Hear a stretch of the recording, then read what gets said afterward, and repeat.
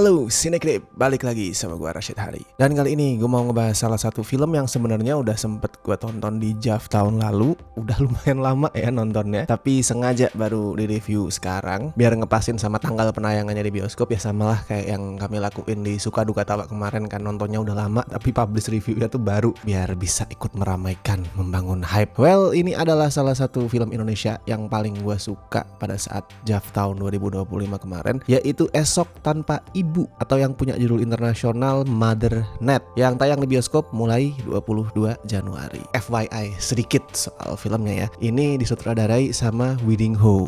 Dia itu adalah sineas Malaysia ya, tapi hitungannya Esok Tanpa Ibu ini tetap film Indonesia. Buat yang mungkin belum mengerti mengklasifikasikannya gimana, intinya sebuah film itu disebut dari negara A kalau misalkan PH atau produsernya atau yang mendanai filmnya itu dari negara tersebut. Dan di Esok Tanpa Ibu ini beberapa PH-nya asal Indonesia, termasuk Base Entertainment ya. Terus beberapa produsernya juga orang sini, salah satunya Dian Sastrowardoyo yang ikutan main jadi pemeran utama. Ini film Indonesia, tapi sayangnya gak akan bisa lu melihat film ini masuk nominasi FFI 2026 ya. Soalnya di FFI itu ada rules aneh di sana, yaitu film dengan sutradara WNA, warga negara asing, itu nggak eligible. Itu agak aneh sejujurnya ya. Tapi intinya ya Esok Tanpa Ibu ini sayangnya nggak akan bisa kita temuin masuk nominasi FFI. Tapi ya itu urusan lain lah, itu obrolan diskusi untuk lain hari. Sekarang kita ngomongin filmnya dulu aja. Esok Tanpa Ibu ini buat gue unik. Keunikan dia berasal dari elemen science fiction dalam ceritanya, karena kan film Indonesia yang sci-fi itu hitungannya masih sangat jarang ya. Ingat, ini bukan film Indonesia pertama yang sci-fi ya.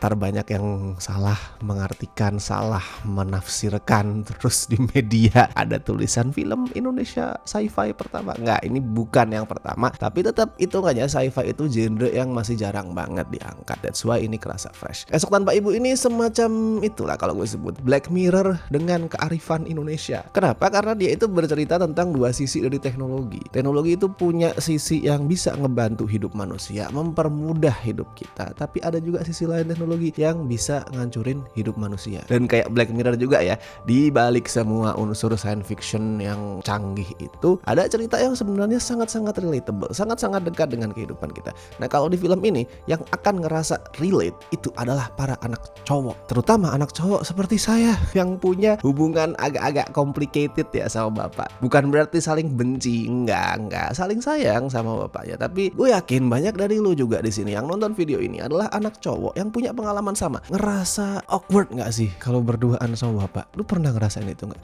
Kayak lu duduk berdua nggak ngerti mesti ngomong apa, cuman lihat-lihatan mungkin, atau main HP, atau pelongo-pelongo gitu, nggak tahu mesti ngomong apa. Jadi walaupun ini film punya judul Ibu ya, ini film cocok ditonton bareng sama anak cowok dan bapaknya. Dan di film ini yang disorotin itu adalah gimana si anak cowok dan si bapak itu sebenarnya punya ketergantungan yang gede banget ke sosok ibu. Gue sendiri ngalamin itu. Ada ketergantungan yang gede banget ke ibu. Ibu itu kayak jembatan yang menghubungkan anak cowok dan bapak. Selama ada ibu, anak cowok dan bapak yang awkward itu ya udah masih bisa berinteraksi, berkomunikasi secara wajar. Tapi begitu ibu nggak ada, runtuh jembatan itu dan ambruklah hubungan si anak cowok dan bapaknya tadi. Dan di sini si anak cowok itu namanya adalah Rama yang diperanin sama Ali Fikri, dan dia lagi masuk ke fase remaja yang rebel, yang itu bikin orang tuanya yang diperanin Dian Sastrowardoyo dan Ringgo Agus Rahman itu susah buat memahami dia, karena Rama tuh kayak nggak pernah happy kalau lagi sama bapak ibunya. Pasti banyak dari lo juga pernah ada di fase yang sama.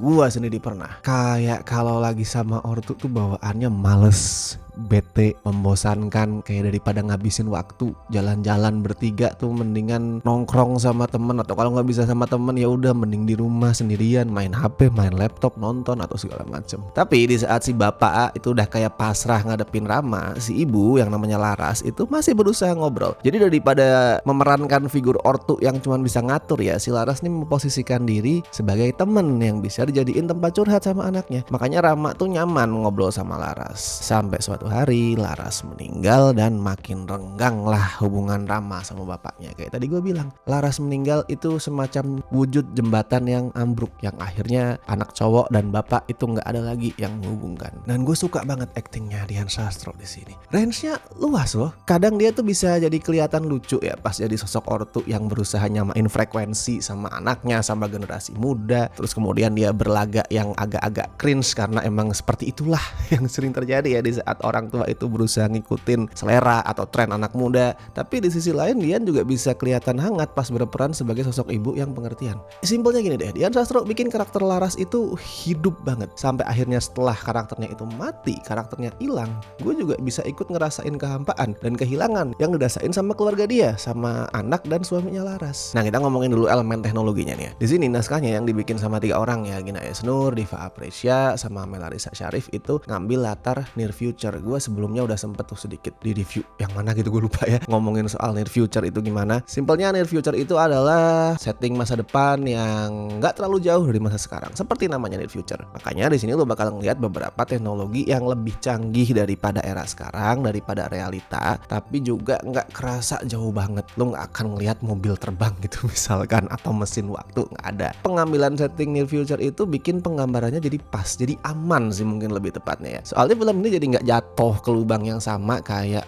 beberapa film lokal ya berusaha nampilin masa depan super canggih, tapi entah karena budgetnya kurang atau emang karena visinya tuh nggak nyampe, bukannya kelihatan wow atau kelihatan canggih tapi justru kerasa cringe banyak kan yang kayak gitu kan. Di sini untungnya near future bikin semuanya itu kerasa pas, kerasa aman. Dan salah satu teknologi yang berperan di ceritanya adalah sebuah aplikasi bernama Aibu. Itu adalah aplikasi yang dikembangin sama hacker yang juga sahabatnya Rama, namanya itu Zila, yang diperanin Aisyah Nuradatau. Di sini Aisyah Nuradatau as always mainnya enak banget. Jadi walaupun porsinya itu cuma dikit, tapi setiap nongol selalu mencuri perhatian. Nah, Aibu ini intinya adalah aplikasi AI. It works like AI in real life. Bekerja dengan cara disuplai lewat data-data. Dan lewat data-data itu Aibu bisa bikin si Laras seolah hidup lagi di layar, tapi ya di layar TV, di layar HP, di layar smartwatch, di layar manapun dia seolah bisa hidup lagi, bahkan bisa diajak ngobrol. BTW di sini suaranya Aibu itu beneran suaranya Dian Sastro ya.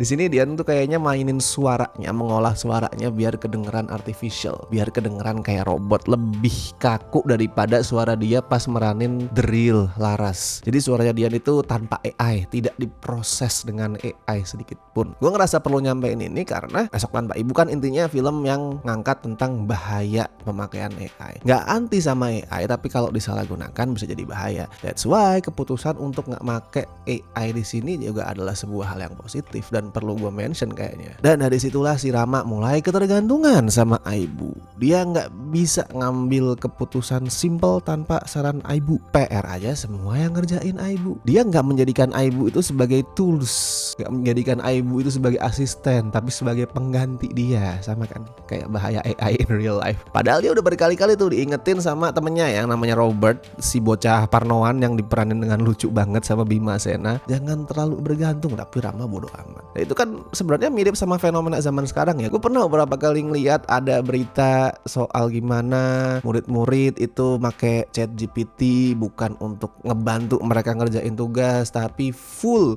nyuruh ChatGPT itu buat ngerjain tugas mereka. Dan balik ke poin awal tadi ya, Black Mirror banget kan. Ya kalau misalkan mau lu bandingin sama Black Mirror ya jelas lah eksplorasi sci-fi di Esok Tanpa Ibu itu masih kerasa familiar banget. Belum sejauh itu. Sama lah kayak lu ngebandingin CGI film lokal sama Hollywood. Poinnya gini maksud gua, kalau ngomongin Hollywood mereka itu udah terbiasa ngangkat sci-fi. Jadi mau bereksplorasi yang aneh-aneh juga aman. Penontonnya udah familiar sama hal kayak gitu. Udah biasa lah. Mau dikasih mobil terbang, mau dikasih mesin waktu itu udah biasa. Dan budgetnya ada. Sedangkan di Indonesia kan enggak. Makanya sci-fi itu masih jarang diangkat di perfilman kita. That's why di tengah kondisi industri film Indo yang buat gue tuh masih cenderung miskin eksplorasi genre ya, walaupun udah mendingan daripada beberapa tahun yang lalu, Esok Tanpa Ibu ini udah lumayan bisa ngasih kesegaran. Oh, dan satu yang gue kelupaan nih, gue lupa ngebahas kerjaannya si Lara sama Henry ya. Mereka itu semacam aktivis lingkungan. Jadi mereka punya company yang fokusnya adalah untuk menjaga, melestarikan alam, menanam pohon dan segala macam. Nah, apa hubungannya kerjaan itu sama cerita tentang ibu dan AI? Ya Ya menurut pembacaan saya ya,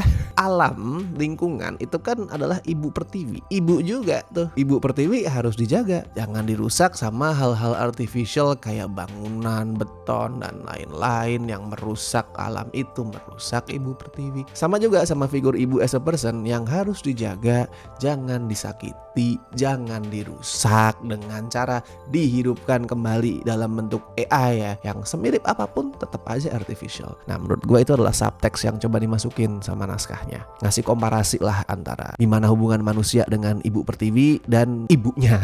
Tapi ada satu sih hal yang buat gue tuh lumayan ganjil di ceritanya, itu adalah gimana karakter si Henry, si bapak itu merespon Aibu, berubah-ubah dengan cepet banget, kayak dalam 5 menit nih ya, gue ngitung kurang lebih 5 menit lah, itu dia bisa berubah dengan sangat ekstrim. Dari yang tadinya gak suka ke Aibu, berubah jadi suka, berubah jadi agak ketergantungan ke Aibu, berubah lagi terus gak suka lagi. Itu dalam waktu mungkin sekitar 5 menit perubahan-perubahan ekstrim itu terjadi berkali-kali. Dan itu buat gue bukan emang disengaja karena pengen ngeliatin kegamangan hati seseorang yang lagi berduka ya, tapi ya karena emang agak buru-buru aja. Cuman buat gue itu adalah hal yang minor dibanding keberhasilan filmnya nampilin cerita yang relatable. Ini film relatable buat anak-anak cowok. Gue pernah ada di posisi Rama yang awkward sama bapaknya. Tiap obrolan itu ya kalau nggak berujung diem-dieman ya berujung saling bertengkar. Dan gue paham sakit hatinya Rama. Ada nih satu scene yang buat gue relatable banget. Gue paham sakit hatinya Rama pada saat dia ngeliat si bapak yang setahu dia itu susah berkomunikasi sama dia, nggak tahu mesti ngomong apa sama anaknya. Tapi ternyata dia bisa jadi sosok yang asik, yang ngobrol dengan santai pada saat lagi berduaan sama orang lain, sama teman anaknya misalkan, atau sama saudara yang lain. Itu bisa bapaknya asik, bapaknya tuh kelihatan care. Tapi begitu sama anaknya,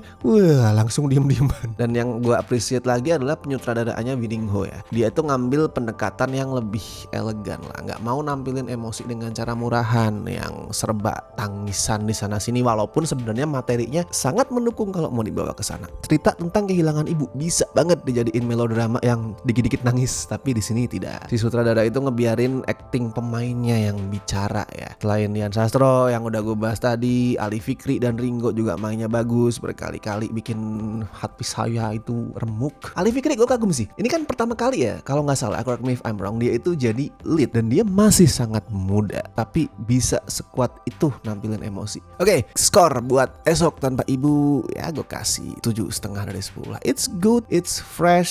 Silakan buruan tonton di bioskop ya tanggal 22 Januari. Gue nggak tahu ini video di-uploadnya kapan, tapi intinya tayang di bioskop tanggal 22 Januari. Ayolah kita dukung film Indonesia yang mau ngasih eksplorasi ke genre yang masih jarang diangkat. Gue nggak pengen film-film begini itu ya udah lewat gitu aja tanpa dapat apresiasi yang layak. Lu bakal suka atau tidak ya lu baru akan tahu setelah nonton, tapi intinya kasih kesempatan dulu lah. Jangan biarkan ini film turun layar dengan penonton yang menyedihkan gitu. Jadi ayo tonton 22 Januari. Dan buat yang udah nonton nanti atau mungkin kemarin di JAV atau mungkin ada screening premiere, bagiin review kalian di kolom komentar atau di scorefilm.com, masukkan angka dan ulasannya di sana. Dan seperti biasa, thank you so much buat teman-teman yang masih setia join membership Cinecrip, terutama beliau-beliau ini dari Tier Besti dan La Familia. Thank you so much, you are the best. Oke, gue Rashid Haris, sampai ketemu di review berikutnya.